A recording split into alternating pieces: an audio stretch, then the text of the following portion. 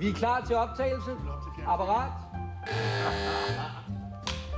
Og værsgo. De er kreative, rappe i replikken og vant til at have ansvar for grundigt udtænkte reklamefilm med svimlende budgetter. I 80'erne er det ikke længere pinligt at leve af at lave reklame. Det er blevet anerkendt som en helt speciel og meget begavet disciplin, og hvis kunderne skal have lavet en film, der virker, så koster det penge. Masser af penge. Men pludselig dukker ham her op. Goddag, jeg hedder Lars Larsen og har Jysk Sengetøjslager. Jeg har et tilbud til dig.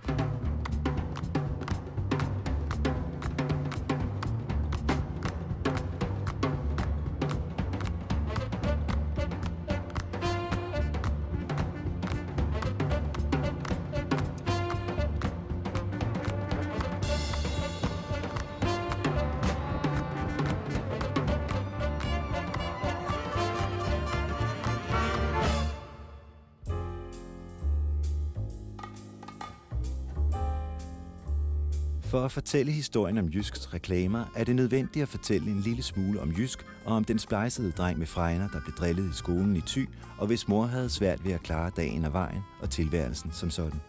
Drengen hed Lars Larsen, og han er endt på listen over verdens rigeste mænd. Han er også manden bag en af verdens største bogudgivelser. En reklamekampagne, der foregik på dansk grund. På det meste af turen har Lars Larsen været sekunderet af reklamemanden Hans Erik Møller Hansen. Vi skal ned og se på gode gamle ting, som vi har samlet igennem 33 år. Så der kan vi jo nok finde et eller andet, som vi gamle hoveder, vi kan mindes. Ja, vi kan jo ikke huske i hvert fald. Allerførste gang, jeg møder Hans Erik Møller Hansen, det var ude, da det hed Gellerup Centeret, som nu hedder City Vest, hvor vi skulle lave nogle fælles reklamer for centeret. Og der kom han ind og med sin butterfly og det hele, og tænkte, hvad pokker er det for en støder? Men jeg var da klar over, at det var en reklamemand, fordi sådan ville de jo gerne skille sig ud dengang.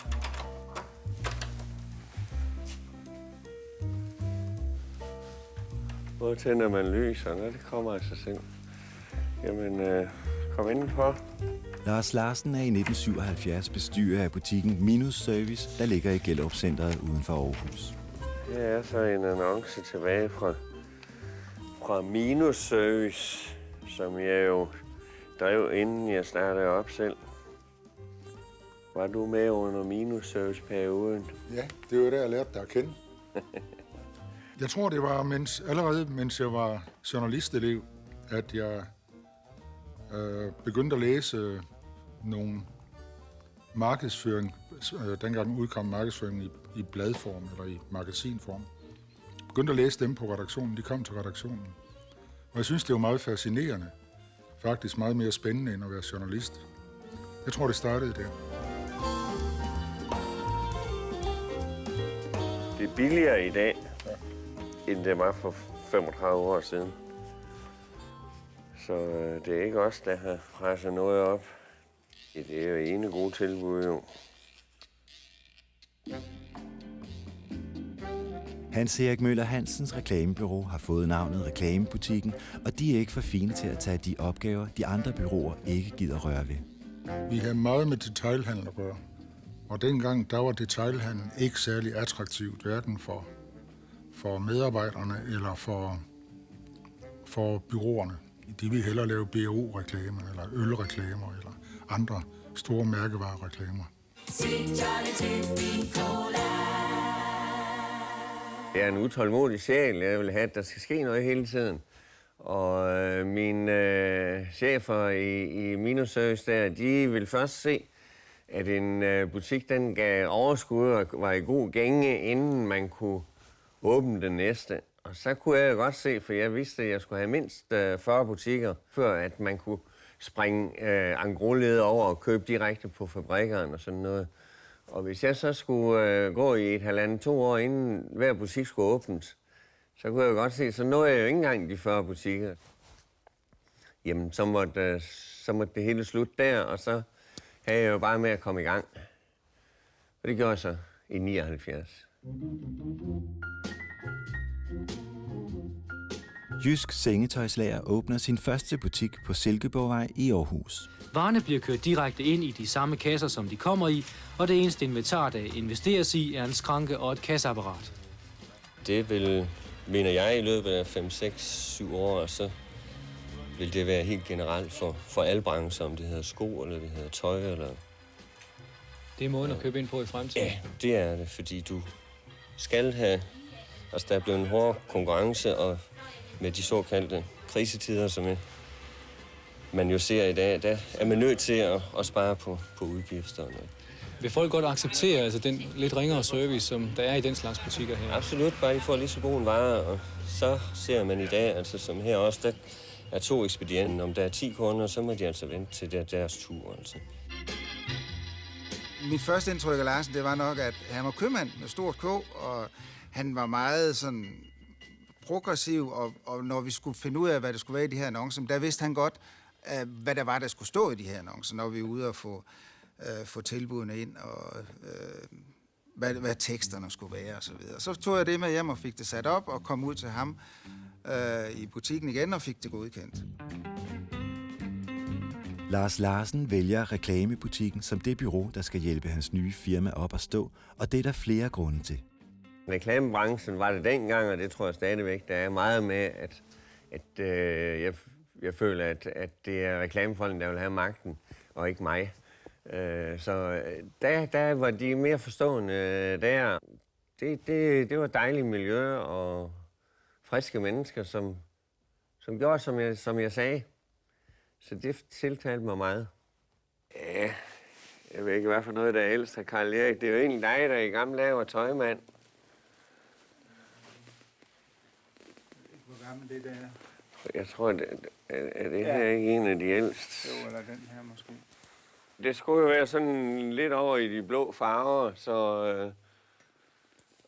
Men så prøvede vi jo med noget ens farve og noget, men alt det der bomuldstof og dun og fjer og alt sådan noget, det kunne ses for meget på en ens farve, så derfor lavede vi en dengang smart tern. Forud for åbningen af butik nummer 1 er der mange diskussioner, der skal tages. Og købmanden fra Thy og reklamefolkene fra Aarhus er ikke altid enige. Jysk Sengetøjslager, det var voldsomt langt navn, ikke? Og det kan jeg huske, det diskuterede vi dengang. Meget, om det nu også skulle hedde Jysk Sengetøjslager, eller det skulle hedde noget andet, eller noget smartere, eller et eller andet, fordi sengetøjslager var jo ikke smart eller fancy, vel? Det var et hjemmelavet navn, som jeg selv fandt på. Jeg havde en filosofi med det. Det skulle være jysk. Det troede jeg på, at det var mere troværdigt. Og nu var jeg jo selv jyde, så det var jo i sig selv troværdigt nok. Og sengetøj, det skulle der jo med dig i for at fortælle, hvad vi handlede med. Som helt ny opkomling, jamen så mente jeg ikke, det var nok bare at have de der 4-6 bogstaver. Og lager, den kom så med for at give et signal om, at vi købte varerne og kørte dem direkte ind på europapaller, ligesom på et lager. Og så kunne folk komme og købe derfra. Det signalerer, at vi var billige. Men netop længden af det der navn, det kan jeg huske, det diskuterede vi meget. Og var det smart nok, var det moderne nok dengang? Og det synes vi heller ikke, det var. Der, hvor Hans Erik kan få en lille del af æren, det var, da vi så skulle have tegnet et logo til Jysk Sengetøjslager. Det var jo et logo, som også skulle fortælle, hvad er det her for en butik? Og jeg sagde, at der skulle være noget med dun, og der skulle også være noget med seng. Fordi det var nyt i branchen dengang, at en tekstilforretning også havde senge og madrasser og sådan noget. Så det skulle de også signalere. Vi skal også huske, at de senge, der blev solgt på det tidspunkt, det var jo i stor udstrækning fyrretræsmøbler. Goddag, jeg hedder Kent Sørensen og er ekspedient i Jysk Sengetøjslager. Jeg har et godt tilbud. Kraftig fyrretræsseng til 2. 9,99. Og så er den massiv. Og den seng, der var i det gamle logo, det var jo sådan en klunkeseng med gesvejsninger på, og så en flot gavl. Men der skulle jo også være lidt plads til logoet. Og så en gås på sengegavlen, for også at fortælle lidt om, at der er dun og fjer i den butik.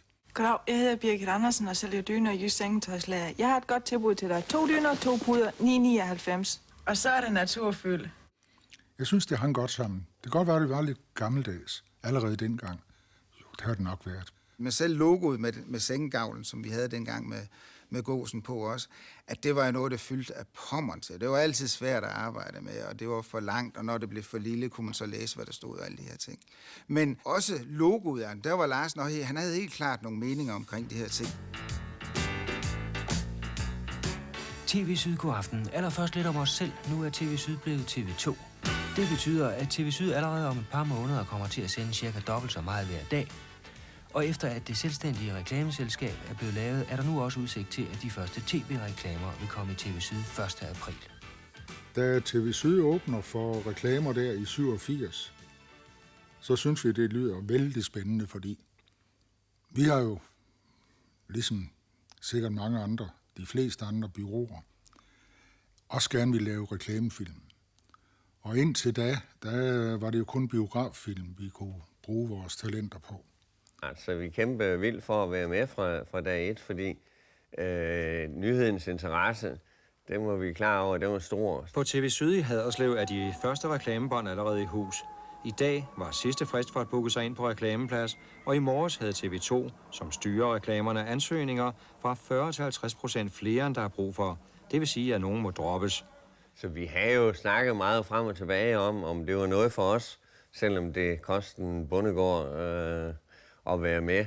30 sekunders sendetid koster 10.800 kroner og 50% mere, hvis virksomheden vil have reklame på en bestemt aften. Og der kommer han så og siger, at han har hørt noget om det her tv.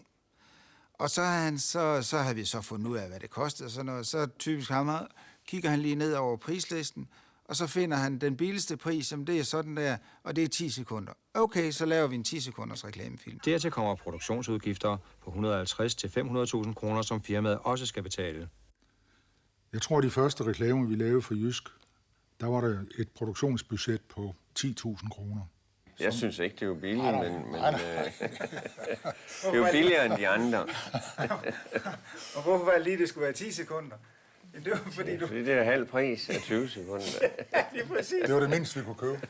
Ja, netop. Ja. Vi spekulerede temmelig meget på, hvordan skulle vi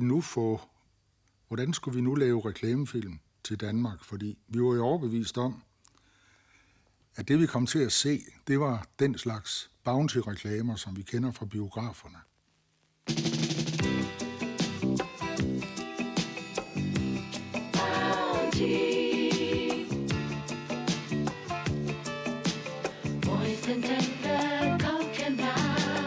Bounty er saftig blød kokos fra den friske, modne kokosnød, dækket af tyk mælkechokolade.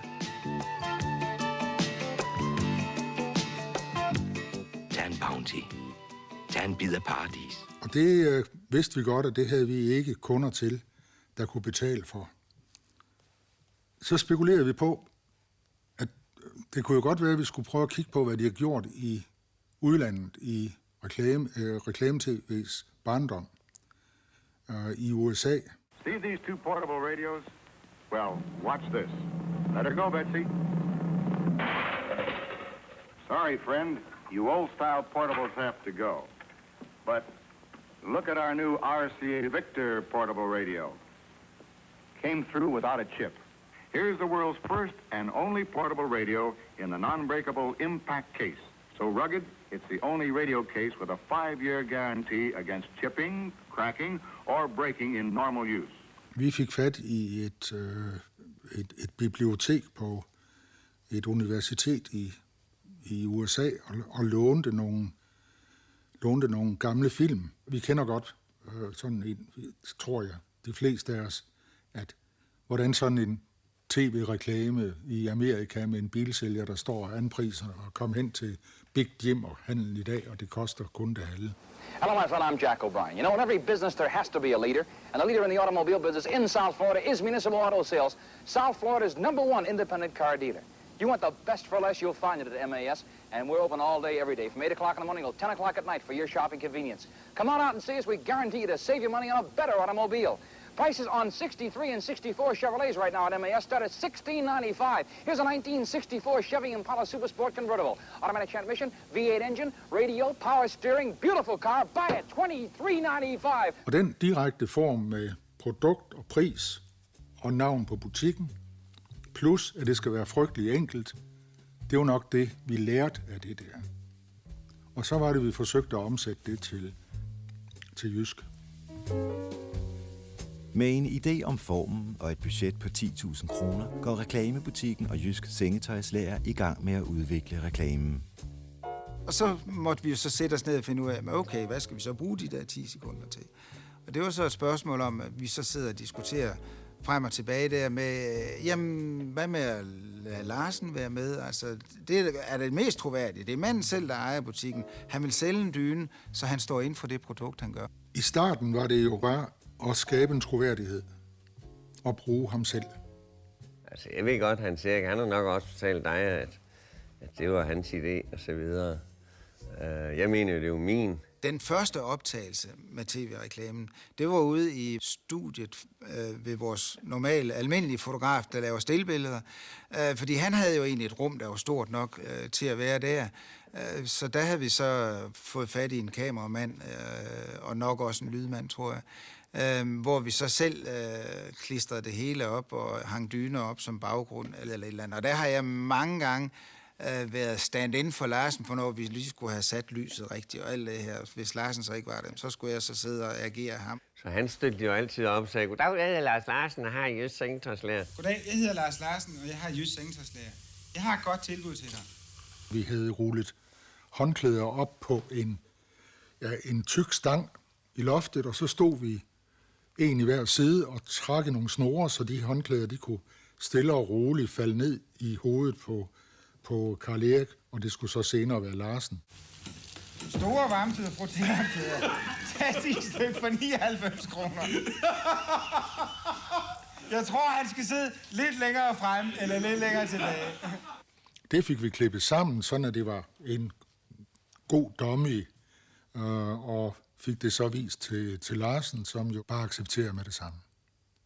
Mere snak var der ikke mere om det. Så viser vi her. Første tv-reklamer overhovedet. Håndklædereklamen bliver nu ikke den første, der skal vises. Og så on, play. Det ligner godt nok. Ja. Vi var jo amatører, for det så jo ikke hans ikke.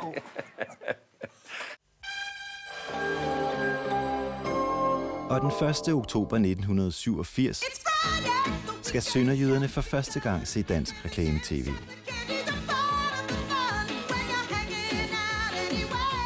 Vi var jo paniske. Det var vi jo. Vi anede jo ikke, hvad vi gik ind til. Og vi vidste da slet ikke, hvordan kunderne ville reagere. Vi troede bare på det. Goddag, jeg hedder Lars Larsen, jeg har Jysk Sengetøjslager. Jeg vil give dig et tilbud. 2 dyner og 2 puder, 9,99. Og så er det naturfyldt. På gensyn i Jysk Sengetøjslager. Det var amatør, det blev vi jo også kaldt i branchen. Jeg tror ikke, der var nogen, der lagde skjult på, hvad de synes. Nej. Men det var også fordi, det var så billig en produktion. Jeg synes, det var, som det skulle være, og det tror jeg og helt sikkert også, at reklamebutikken, de havde samme opfattelse. Men det er nu vel lige meget, hvad de har haft, fordi det er jo blevet sådan alligevel, fordi jeg kunne mærke, at det var godt. Der blev fortalt dengang, at der gik ikke mange dage før børnehavebørn i Sønderjylland, de gik og sagde, goddag, jeg hedder Lars Larsen. Jeg har et godt tilbud til dig. Da vi får den melding, så er vi jo klar over, at vi har fat i det rigtige. Goddag. Goddag, jeg hedder Lars Larsen. Reklamerne har vundet sønderjydernes hjerter. Men lige rundt om hjørnet venter dommen for resten af danskerne, da TV2 gør reklame-tv landsdækkende. Straks TV Syd var startet, kunne vi jo se på kasseapparatet i de sønderjyske butikker, at det virkede. Og derfor var der heller ikke tvivl om, at da det landsdækkende tv-reklame kom, og det et år efter eller sådan noget, at Larsen skulle være med fra starten. Vi troede jo på, at succesen ville være mindst lige så stor. Jeg havde endda den tiltro, alle de kvikke sjællændere, de vil synes rigtig godt om en djærv jyde, der stod der og gjorde sig selv lidt til grin. Så jeg har egentlig en mening om, at det måske blev endnu bedre på Sjælland.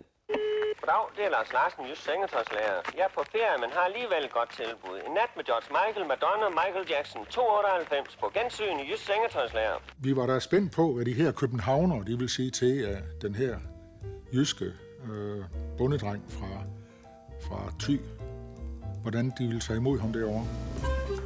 Og Larsens reklamer bliver set øst for Storebælt, blandt andet af Henrik Juhl, der med sin squash-kampagne er ved at blive en af de største stjerner i branchen. Det rigtige svar er Tuborg Squash. Det sagde jeg også. Squash. Når man sælger noget, der ingenting koster, så er der jo ikke nogen grund til at pakke filmen ind i noget. Så det var ham. Og det var lige så pisseirriterende, som hans butikker er, men det var jo effektivt. Og effektivitet, det er sådan set...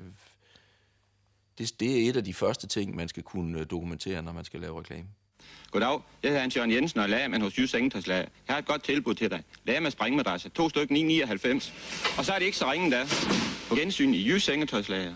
Altså, jeg synes jo ikke, at nødvendigvis, at det er fedt, at ting er grimt. Eller ting er grimme.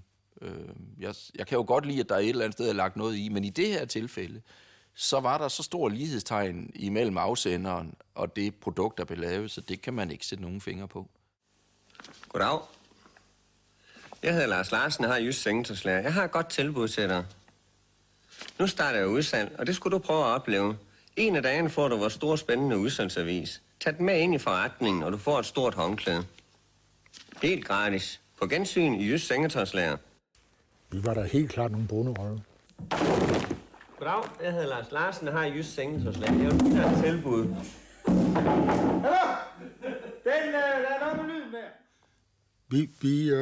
Vi prøver at overholde det, som vi var blevet enige med os selv om, og med kunden om, at det skal være enkelt. De skal være korte, fordi så kan vi få mange visninger. Vi gik ikke op i på det tidspunkt, om hvor mange seere der var lige netop til det tidspunkt på dagen, og lige netop på det tidspunkt om dagen. Vi ville bare være der hele tiden. Og vi skulle altid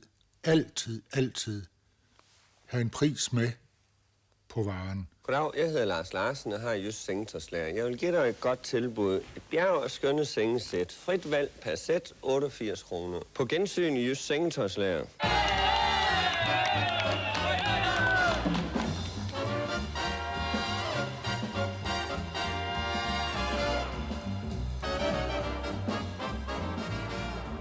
Og Jysk Sengetøjslærer vokser og vokser. Da Jysk i 2004 kan fejre 25 års jubilæum, har de droppet ordet sengetøjslærer.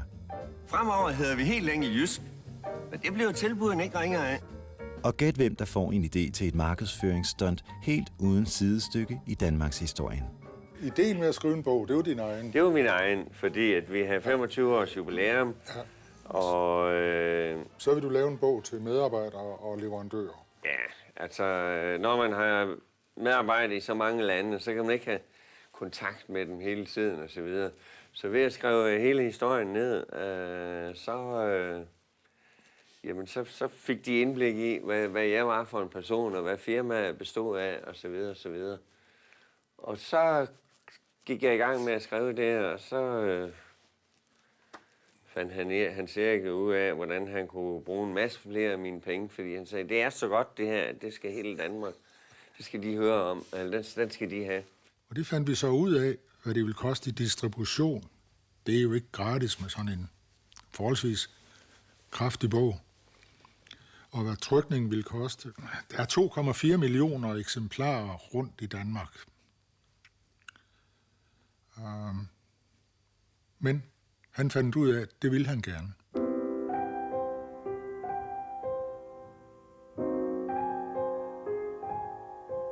I bogen vælger Lars Larsen at fortælle om sin barndom med en sød, men sårbar mor, der flere gange forsøger at begå selvmord.